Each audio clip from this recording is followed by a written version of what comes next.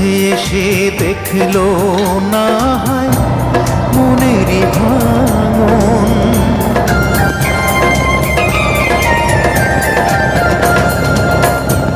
বুঝলো না কেউ ব্যথায় ভরা আমার জীবন।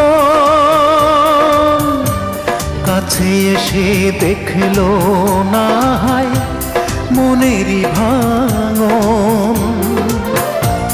চার আঙ্গুলের এই কপালে, চার আঙ্গুলের এই কপালে কষ্ট বেড়ে যায়। আমার দুঃখের গল্প শোনার মানুষ কেহ নাই।